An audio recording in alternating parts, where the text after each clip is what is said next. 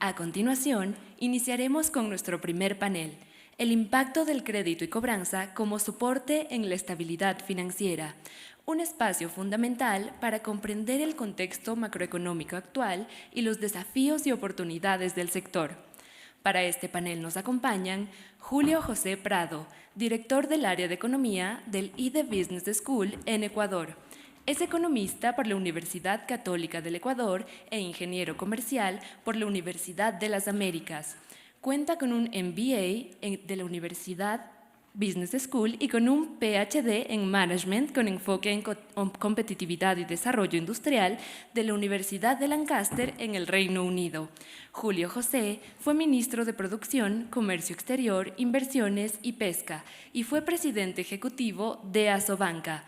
Ha realizado varias publicaciones académicas como estudios, reportes y artículos, entre los que se destaca su primer libro, Del shock a la acción, mentalidad y herramientas indispensables para adaptarse en medio del caos. Yesenia Casco, Intendente Nacional de Riesgos de la Superintendencia de Bancos, donde lidera análisis estratégico y supervisión basada en riesgos. Es ingeniera en finanzas, magíster en mercadotecnia y especialista en microfinanzas. Además, es experta en innovación financiera y análisis de datos, y ha liderado proyectos estratégicos en el sector financiero. Yesenia también es autora del Anuario de Vivienda LAC y conferencista internacional en inclusión, sostenibilidad y transformación digital. Y como moderador de este espacio nos acompaña Jorge Marchán, gerente general de Pague Ya. Jorge es un profesional con más de 37 años de experiencia en el sector financiero y de recuperaciones. Ha liderado importantes instituciones a nivel nacional e internacional y se ha desempeñado como director general de Banco Pichincha España y vicepresidente de Mercadeo y Proyectos Especiales en Banco Pichincha Ecuador. Bajo su dirección, Pague Ya se ha consolidado como la empresa más grande y sólida en servicios integrales de recuperación. Por favor, los recibimos con un fuerte aplauso.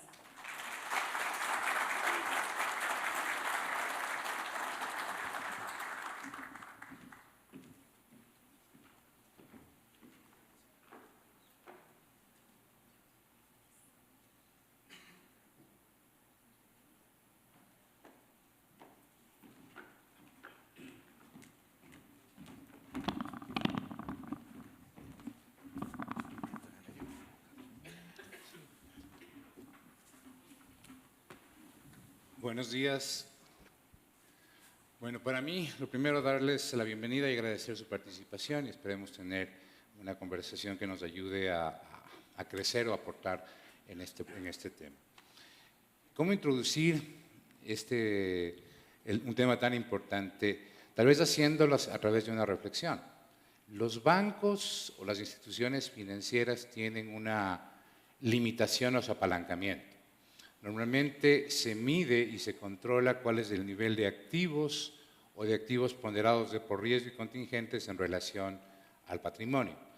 Eso, a nivel de límite legal, exige un 9%, lo que significa más o menos que puedes apalancarte 11 veces o tener 11 veces en activos o colocaciones tu patrimonio. Visto a nivel general en el país, el promedio de la banca es del 13.4% a diciembre del año pasado, lo que significa, y tal vez de aquí vienen dos reflexiones, ¿no es cierto? El 86%, visto el promedio de la banca al año pasado, de la cobranza o la recuperación que hacemos, en realidad hay que pensar que es un manejo responsable y necesario de los bancos, porque ese 86% viene de los depósitos de sus clientes. Entonces, el manejo que está haciendo la banca básicamente es un manejo responsable y responsable con su principal interés, que son los clientes, ¿no es cierto?, sus depositantes. La segunda reflexión que hace relación a esto es, ok, si la banca tiene un techo al apalancamiento, ¿cómo creces ese apalancamiento? Básicamente vía la generación de dos temas que son fundamentales, la liquidez y la rentabilidad. Y en eso, un proceso de cobranza que sea adecuado, que sea oportuno, que esté en el marco de la ley, garantiza las dos cosas. Garantiza que la banca tenga la liquidez necesaria para poder seguir prestando o otorgando nuevos créditos a nuevos clientes. Y adicionalmente, un proceso de cobranza adecuado garantiza que los niveles de utilidad de la banca sean los necesarios para crecer su patrimonio y a su vez apalancar otra vez su crecimiento. Si no lo hicieras adecuadamente, pues vas a caer exactamente en lo contrario, ¿no es cierto? Un costo de una operación de crédito, no sé, podrá estar en el 5%. Si es que yo no recupero esa operación y tengo que provisionar, perdí no el 5%, perdí la liquidez.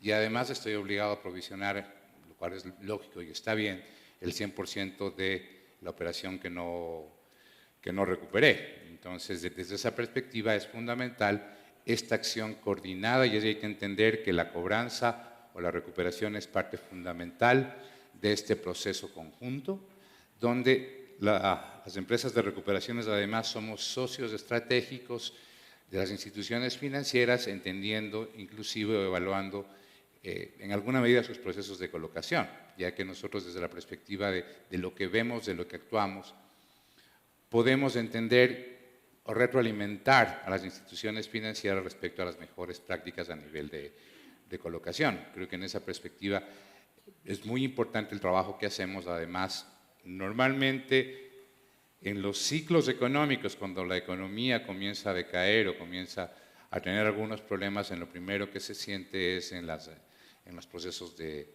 cobranza y en el deterioro de la cartera.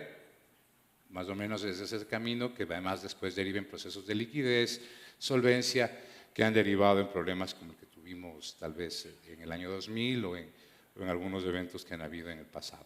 Entonces, desde esa perspectiva creo que es importantísimo este acompañamiento o caminar como socio estratégico del sistema financiero, y creo que es una reflexión que nos puede ayudar a introducir esta conversación. Muy bien, seguimos.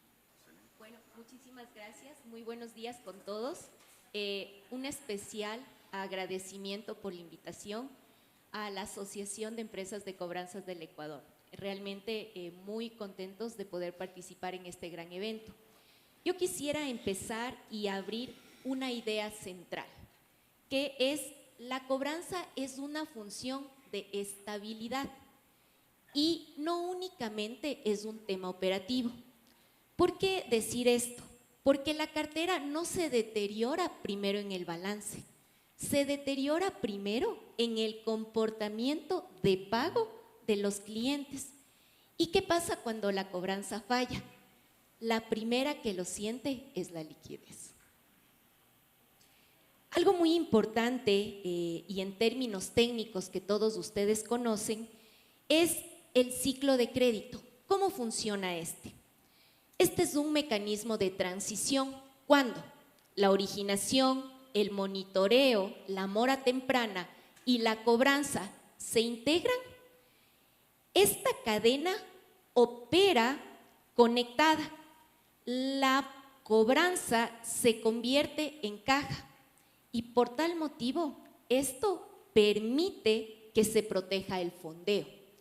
Adicional, por esta razón y en marco de este diálogo que vamos a tener hoy, yo quisiera manifestar es que simplemente la cobranza es igual a una liquidez temprana.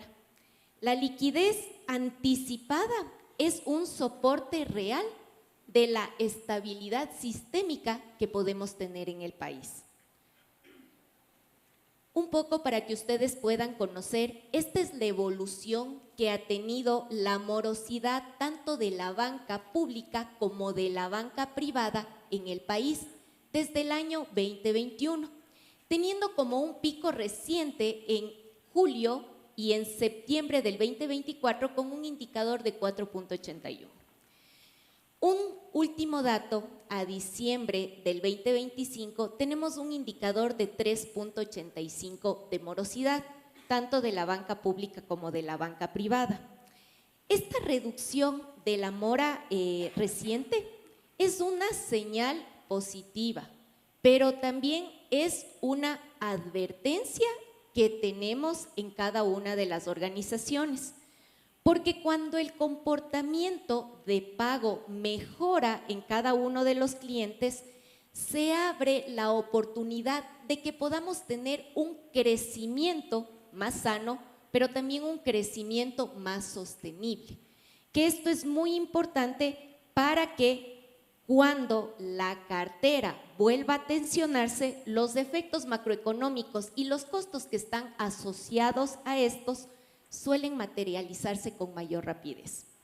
La disminución de la mora también debe ser gestionada bajo un enfoque contracíclico. ¿A qué me refiero con esto? Que se debe evitar un poco relajarse las políticas tanto de originación y también ser muy conservadores en las políticas de evaluación crediticia. La reducción de la mora debe aprovecharse ¿para qué? Para que se puedan monitorear indicadores de alerta temprana. ¿Esto con qué objetivo? Con el objetivo de evaluar si realmente este indicador favorable que se ha obtenido es producto de una gestión o únicamente es por temas de reestructuras o alivios. Con esto podemos saber si realmente es una gestión que se está realizando desde el ciclo del crédito. Algo muy importante que debemos considerar, que el sobreendeudamiento no aparece en mora, sino que aparece justamente, como les indicaba, en el comportamiento que tiene el cliente en el momento del pago. Y siempre es importante que se pueda considerar el crecimiento de la colocación, pero a través de una segmentación. ¿Por qué? Porque si bien es cierto, tenemos una carga de morosidad en donde puedo tener un bajo crecimiento, un alto crecimiento, de acuerdo a esta matriz 2x2, tenemos que segmentar de acuerdo a cada uno de los créditos. ¿Por qué? Porque cada uno de estos se comporta de manera diferente. Adicional, vamos a ver cuál ha sido la evolución de la liquidez en el país.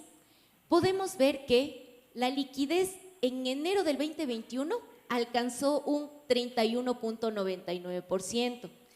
¿Y qué pasó a diciembre del 2025? Alcanzó un 20.98%. La liquidez nos está revelando más que todo un margen de absorción del sistema. Con un menor colchón de liquidez, cada mejora en cobranza siempre va a valer la pena, justamente porque va a proteger la caja y también va a poder proteger temas de fondeo. En entornos muy ajustados, que como el Ecuador ya lo hemos vivido, con temas de pandemia, con temas de energía, la disciplina de cobranza realmente debe ser muy táctica. Esto realmente determina cómo se va a sostener el crédito sin que se pueda amplificar el riesgo. ¿Qué vamos a esperar para el 2026? Para el 2026 tenemos 3 riesgos importantes que pueden frenar la economía. Tanto los riesgos externos, en donde se deben considerar las condiciones financieras y los shocks externos, pero también los riesgos internos, en donde se debe evaluar los ingresos, el empleo, la confianza y la demanda que se tenga por parte de los ciudadanos. Y algo muy importante, que es el riesgo sectorial, los choques por las industrias y la concentración. ¿Cuál es la perspectiva para el 2026? ¿Qué esperamos? Es la pregunta que nos hacemos. ¿Cuánto es la mora estimada que se espera? Para el 2026 se considera un pronóstico de una mora del 3.46% y se espera una liquidez estimada del sistema a diciembre 2026 de 19.38%. ¿Cuál sería mi lectura final? En el 2026 podemos tener una base de mejor comportamiento del indicador de la morosidad, pero con un menor margen de liquidez. ¿Esto qué nos va a exigir? Nos va a exigir crecer con calidad, fortalecer alertas tempranas y más que todo sostener la cobranza preventiva. La estabilidad financiera no se define solamente cuando se aprueba el crédito. Se define cuando sabemos anticipar el deterioro. Adicional, invertir, intervenir a tiempo y también transformar la cobranza en confianza. Cuando la mora sube, el efecto no se queda en la cartera. Ustedes conocen que este efecto pasa tanto a provisiones, pasa a caja y también a fondeo, y esto finalmente para una oferta de crédito. Por eso, en este panel, la conversación correcta sería cómo cobramos, no sería cómo cobramos más, sino cómo prevenimos el deterioro de la cartera para evitar amplificar este ciclo. La mejor cobranza para el 2026 es la cobranza temprana. Esto es anticipándonos a alertas de comportamiento que tengan los clientes. Adicional, esta cobranza tiene que ser inteligente, es decir, a través de la analítica de datos y también de la segmentación de cada una de las carteras. Y ética, ¿por qué? Porque es necesario recuperar los flujos sin destruir el valor, la experiencia que se tenga con los clientes. Y finalmente, ¿qué implicaría esto? Va a implicar 4 decisiones. Decisiones tanto en el gobierno del ciclo. Como lo habíamos dicho, no es posible que separemos la originación, el seguimiento, el monitoreo y la recuperación. Adicional, es necesario utilizar datos y alertas. ¿Para qué? Para que pueda conocer tanto los comportamientos y también algo muy importante, la segmentación de cada una de las carteras. La estrategia de cobranza, medir la recuperación neta, los tiempos reales y los indicadores que tienen, y también la disciplina de la liquidez. Bien, ¿voy yo? Sí. No necesito usted, gracias. Bien, muchísimas gracias a SOCOP, a los organizadores, a los auspiciantes por permitirnos también estar acá. Muy lindo evento, una agenda espectacular alrededor de los temas, justamente también muy metida en el tema de innovación y demás. Algo voy a comentar después sobre la necesidad de eso. En esta especie de introducción yo quiero dejarles en realidad dos ideas y en línea con lo que comentaba la intendenta. Sobre el tema de los ciclos económicos, ¿no es cierto? Y cómo se ha ido afectando y demás. Para esto me voy a ir un poquito hacia atrás. Y el primer gran tema que quisiera que lo recordemos es que en 26 años de dolarización, las 2 crisis más fuertes que ha tenido el Ecuador se han dado en los últimos 6 años. La pandemia, ¿no es cierto?, con caídas del PIB de entre el -8% y -9%. Y la segunda peor crisis que hemos tenido desde que nos dolarizamos, en realidad, fue el año 2024. Y la gente a veces no se da cuenta de la fuerza de la crisis, pero tuvimos una caída un poquito por debajo del -2% del PIB, que podía haber sido mucho peor, ¿no es cierto?, si es que ciertas variables económicas no ayudaban y colaboraron mucho. Por ejemplo, el hecho de que esa crisis del 2024 fue la segunda peor que hemos tenido, pero no fue una crisis internacional, fue una crisis más bien local. Y es de las pocas crisis que hemos tenido en los últimos 20 y pico de años que es solamente una crisis nacida puramente por factores internos. Entonces el mundo ayudó y pudimos crecer, pudimos conseguir liquidez de afuera, pudimos tener exportaciones crecientes, y eso evitó que se convierta, digamos, en una crisis tan fuerte como otras que hemos, como la pandemia y demás y todo esto, ¿no? Entonces eso es lo primero. Lo segundo, en términos de estas crisis, recordar entonces lo difícil que es hacer negocios y que es hacer empresa y que es hacer sistema financiero en el Ecuador, ¿no? Porque según un dato del Banco Central, y piensen ustedes en esto como un gráfico de olas y de ondas, ¿ya? Como un cardiograma incluso. Uno ve los ciclos económicos de crecimiento y de decrecimiento del Ecuador desde que nos dolarizamos en 26 años. Y en 26 años, 25 en realidad, con este dato que les voy a dar, en 25 años, hemos tenido 7 procesos de decrecimiento o desaceleración económica. No crisis propiamente dicha, ¿no es cierto?, no con negativos, pero sí con decrecimientos fuertes del PIB, ¿no? Entonces, 25 dividido para 7 shocks económicos que hemos tenido, te da más o menos que en promedio tenemos una crisis económica cada 3 años y 3 meses, de 3 años y medio, digamos, ¿no es cierto? Entonces, 3.3 es el dato exacto. Entonces, ¿ahora en qué estamos?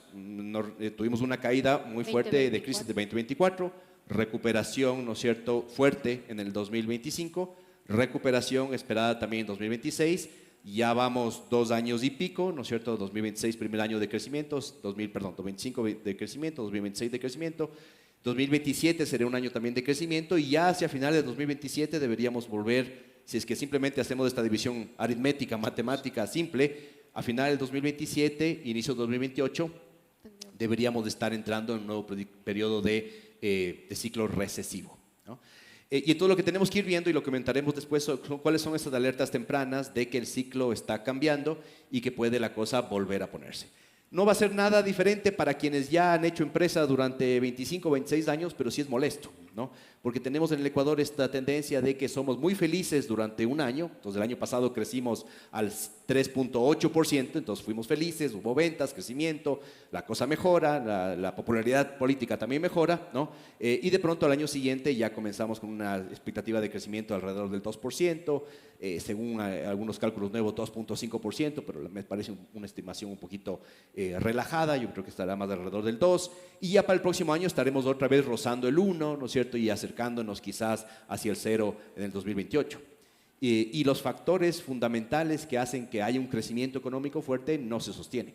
Su crecimiento económico, estos booms de crecimiento se mantienen por alta liquidez, alto consumo, y cuando esa liquidez se va gastando, ¿no es cierto?, entramos en una fase recesiva. Ya esto hay que sumarle estas especies de black swans, ¿no es cierto?, de cisnes negros que nos ocurren cada cierto tiempo. Un black swan típico, ¿no es cierto?, como by the book, digamos, como lo diría la literatura, es evidentemente el COVID, ¿no? Que nadie lo podía prever muy claramente y que nos afecta de una manera brutal a todas las empresas en el mundo. Pero hay un nuevo concepto que ya no es del tema de los black swans, sino de los rinocerontes grises, le llaman, ¿ya?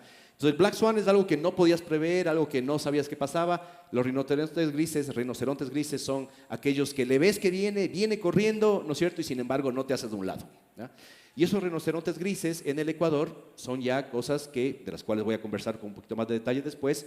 Por ejemplo, el tema de la inseguridad y el tema de la energía, los apagones. Entonces ya sabemos que están ahí, se vienen cada cierto tiempo y es un error que las empresas no los pongan como parte de sus análisis estratégicos, como parte de lo que puede venir. Más fuerte, menos fuerte, pero que pueden venir. Esos son los elementos, digamos, con los que yo quería comenzar en esta introducción y después ya ir a los detalles quizás sobre cómo identificar esos cisnes y esos rinocerontes que pueden venir. Perfecto. A ver, algunas reflexiones sobre lo que acabamos de hablar. Tal vez, primero con Yesenia. El año pasado el crédito creció el 14. 11.3. 11.3%. Y ahí, y tú hablabas también del tema del sobreendeudamiento, y una de las preguntas que normalmente surge es la base de clientes, la base del proceso de inclusión financiera, ¿nos está ayudando a ampliar este horizonte de cobranzas o seguimos inmersos en este entorno de un riesgo de sobreendeudamiento o de concentración en determinados clientes? Bueno, justamente dentro de las estadísticas vemos que este comportamiento de sobreendeudamiento no es que está generando mayor inclusión financiera. Esto ya lo vemos justamente en el momento del comportamiento que tiene el cliente cuando ya empieza a atrasarse. ¿Por qué? Porque ya se está viendo la presión que él tiene versus sus ingresos y su deuda que tienen las instituciones financieras. No se ha logrado aún que se pueda generar esta inclusión financiera sin que se vaya de lado del sobreendeudamiento. Vi los crecimientos de las El año pasado el mayor crecimiento de crédito productivo, lo cual es posiblemente Crédito una buena productivo y noticia. crédito de consumo. ¿Sí?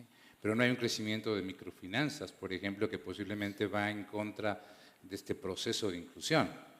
¿Qué hacer para, no sé, para trabajar o mejorar este proceso, tanto de inclusión como de evitar que los clientes tomen ese sobreendeudamiento? Más aún en un año donde partimos con un nivel de liquidez muy alto, hay unas perspectivas que aparentemente son razonables y la banca debería buscar crecer a nivel de crédito. Depende del apetito de riesgo que tenga cada una de las instituciones. Las instituciones, como podemos ver en la gráfica, la evolución de la morosidad tiene una tendencia decreciente y esto es algo positivo, porque justamente se complementa con el ciclo del crédito. Es decir, está empezando bien desde la originación y también está terminando en el ciclo de la cobranza. Depende del apetito de crédito, depende de la segmentación que realice cada una de las entidades y de las decisiones que tome en el momento de la evaluación. Julio José, nos hablabas de los ciclos y nos hablabas de los riesgos en la economía. Aparentemente este es un ciclo en el cual va a haber un crecimiento importante. Entendería que esto va a estar, con el nivel de liquidez actual, también debería estar vinculado al crecimiento del crédito. ¿Qué riesgos internos o externos tenemos de que hay un frenón en este proceso? Por el tema de Medio Oriente, los problemas con Colombia y algunos otros temas internos, el tema eléctrico básicamente. Sí. Lo primero, digamos, para no quedarnos siempre con el tema de lo que puede venir y la próxima crisis, cuándo será, si es que es 2027, 2028, etcétera. En el Ecuador yo siempre les digo con las empresas y empresarios con los que trabajo, mientras tengas un ciclo positivo, métele fuerza, dale duro, ¿no es cierto? Porque no sabes qué va a pasar en 2 años. Entonces, mientras estamos 2026, ¿no es cierto? 2027 y hay buenas perspectivas, hay que hacer todas las inversiones necesarias con la prudencia suficiente de pensar que sí va a haber en algún momento, ¿no es cierto?, un ciclo de crecimiento y eso es evidente en el Ecuador, pero hay que meterle fuerza mientras se puede. Pero ¿cuáles son esas variables, digamos, macroeconómicas o que todos ustedes deberían tener en mente? ¿Ya? Entonces, lo primero, para irnos hacia adelante, volvamos hacia atrás. En el 2024, ¿cuáles fueron los 3 grandes elementos que hicieron que tengamos esa segunda peor crisis en 26 años? Y hay tres grandes apartados de ahí que hay que tener en cuenta. El primero, el tema de la crisis de inseguridad. Nos dimos cuenta en el 2025 que había una economía de mafias metidas a través de todo esto. Hubo la declaración, ¿no es cierto?, de guerra interna, etcétera, y demás. Todo esto generó una especie de situación de pequeña pandemia. La gente volvió a encerrarse durante toda la primera parte del 2025 y eso contrajo inmediatamente las ventas, el ánimo, etcétera, y demás. Entonces, primero. El segundo es el tema relacionado con los apagones. Los apagones fueron relativamente pequeños en el primer semestre del 2024 y bastante fuertes, evidentemente 14 horas en la segunda parte del 2024. Eso evidentemente hizo ya que la economía entre en una recesión. Y el tercer elemento, que fue en realidad el más fuerte de estos 3, es que se pusieron impuestos demasiado fuertes al inicio del año 2024. ¿no? Y se retiraron de la economía en el 2024 cerca de $4.000 millones que fueron de lo privado hacia lo público, el alza del IVA, el alza del ISD, ¿no es cierto? Los temas de retiro de liquidez del sistema financiero, entre unos y otros fueron $4.000 millones. Fue demasiado fuerte para un año y una economía que ya venía decreciendo. Entonces, esos 3 elementos lo que hay que ver es si es que se van a repetir en el futuro y cómo pueden afectar. ¿Ya? Entonces, apagones, ¿no es cierto? Y inseguridad es un tema con el que yo les diría el Ecuador va a tener que seguirlos viviendo lastimosamente en los próximos 5 años. ¿Cómo luchar contra este rinoceronte gris que sabemos que viene? Poniéndolo dentro de los planes de contingencia y estrategia efectivamente.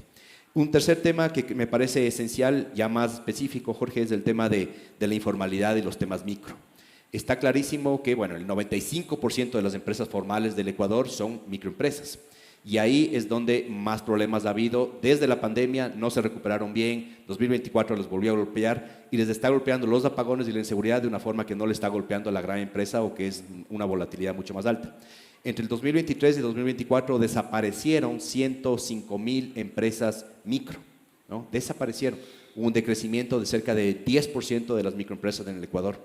Y entonces, claro, los bancos lo que hicieron y las cooperativas, pero sobre todo los bancos, contrajeron rápidamente el crédito hacia lo micro para poder, ¿no es cierto?, preservar la morosidad. Cuando hay menos crédito, esas personas entran más rápidamente en una espiral de decrecimiento y terminas con un problema de informalidad mayor y demás. Ahí hay un tema de un foco bien importante que hay que ponerle muchísimo ojo. El otro, ya hablé de la inseguridad, ya hablé de la energía. El otro, a nivel internacional, diría yo, dos focos importantes. El uno, el tema de guerras comerciales que tengan que ver con cosas que nosotros no controlamos, pero que nos terminan afectando. China, Estados Unidos, toda la geopolítica mundial que está absolutamente disparada, ¿no es cierto? Y no se sabe en qué va a terminar todo el tema entre Irán, etcétera y demás, pero todas las guerras comerciales sí que nos golpean muy fuerte. Puede haber un aumento, creo yo, este año de la inflación importada. Y ese es un tema que tenemos que ir viendo. Nada del otro mundo, porque el Ecuador, digamos, como tenemos una economía dolarizada, la inflación no se sale de control, pero sí en ciertos sectores vamos a comenzar a ver un aumento de inflación más fuerte que el tuvimos 2004, 0.5%, año pasado 2%, este año va a estar por encima del 2.5%, rodeando el 3% creo al menos. Y el tema adicional tiene que ver con esta guerra comercial Ecuador-Colombia, que evidentemente también genera una serie de problemáticas de crecimientos y sobre todo incertidumbre que sí nos va a terminar pasando factura. Y el tercer elemento de la geopolítica internacional es el tema petrolero. Normalmente con el precio del petróleo alrededor de 90 o hasta $100 como estuvo hace poco, el Ecuador debería estar celebrando. Lastimosamente, mientras las exportaciones no petroleras crecen al 20% interanual y lo están haciendo muy bien, las importaciones petroleras, sobre todo relacionadas con el sector público, decrecen al menos 20%. Entonces, mientras el esfuerzo privado es más 20, el esfuerzo no público es menos 20. Y eso está generando un problema fiscal que tarde o temprano terminará generando un aumento de impuestos. Esos son los elementos ahí. Muchísimas gracias. Despediría tal vez una reflexión final sobre el tema. Yo solamente quisiera acotar a lo que muy bien señalaste. Creo que es importantísimo que en estos momentos que tenemos una morosidad que va descendiendo, cada una de las entidades pueda incluir estas variables señaladas en sus pruebas de estrés. ¿Para qué? Para que realmente puedan incluir escenarios adversos a lo que puede pasar, que como muy bien lo dijiste, esto puede pasar de aquí dentro de 3 años, pero para que cada una de las entidades estén listas y puedan analizar estos comportamientos de cada cliente y realmente pueda hacer una anticipación a lo que pueda pasar. ¿Por qué? Porque van a tener controlado a través de estos escenarios, considerando las variables macroeconómicas que se acaba de mencionar. Creo que un elemento, digamos, que uno puede siempre tratar de medir, evidentemente, y ustedes lo miden antes que cualquier otra empresa en el mercado, ¿no es cierto?, es el tema de cómo la gente está comenzando a pagar y demás. Creo que un elemento que puede también cambiar la tendencia de pago, uno es un elemento internacional, las remesas, y el segundo es un mecanismo local, que es el tema del pago a proveedores atrasados de parte del gobierno. Esos dos marcan también la pauta, digamos, de cómo se mide el mercado después. Por el lado de las remesas, yo no veo que vaya a haber un cambio pese a todos los temas migratorios y demás, más bien estamos viendo una aceleración muy fuerte del envío de remesas. Los migrantes se están poniendo de acuerdo para enviar más remesas de una sola vez y le mandan a una sola persona el formal, ¿no es cierto? Y ese es el que manda la plata para todos, ¿ya? Entonces estamos viendo una aceleración del envío de remesas, por ahí no veo un problema cercano que vaya a generar una iliquidez en el mercado.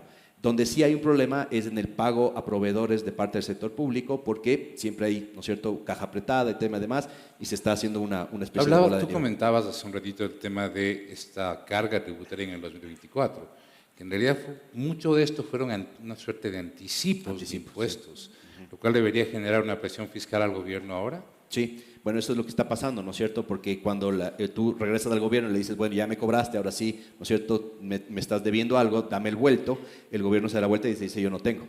Entonces, lo que seguramente veremos ahora es algunos atrasos adicionales y el primero que logre ponerse en la fila recibirá el pago y el otro se va quedando. Las presiones de caja no han cambiado mucho, siguen estando alrededor de los 5.000 millones de dólares, ¿no es cierto?, para este año de un déficit fiscal. Entonces es grande, es fuerte, pese a haber aumentado el IVA y demás y todo eso. Esos son temas con los que el Ecuador vamos a tener que convivir, digamos, ¿no? Yo lo que les diría como empresarios de ustedes es sobre todo ver dónde están estos que pueden cambiar la tendencia de la cobranza en forma realmente fuerte, más allá de las remesas que se van a mantener, de la presión fiscal que siempre va a existir y demás, con lo que ya de alguna forma convivimos, son estos temas de apagones muy fuertes, ¿no es cierto?, crisis internacionales del petróleo, etcétera, y demás, o la posibilidad de problemas sociales nuevamente, como en el 2019 o como en el 2022, que vayan a generar problemas estructurales, coyunturales y estructurales más fuertes. Esos son los temas que deberíamos estar vigilando. Si no, para cerrar esto, mi intervención en este tema, sigue siendo un año de crecimiento económico, un año en el que todavía vale la pena meterle la fuerza a la inversión, y hay varias variables internacionales como el riesgo país y demás que están en niveles extremadamente bajos, que nos permiten también conseguir liquidez a nivel internacional dentro de un entorno bastante complejo todavía en el mundo. Bueno, muchísimas gracias. Y básicamente es importantísimo el proceso de cobranza, como lo acabamos de ver, es un aliado estratégico que garantiza tanto la liquidez como la estabilidad del sistema financiero, y es un proceso que no podemos descuidar. Muchísimas gracias. Por su presencia. Gracias. Gracias.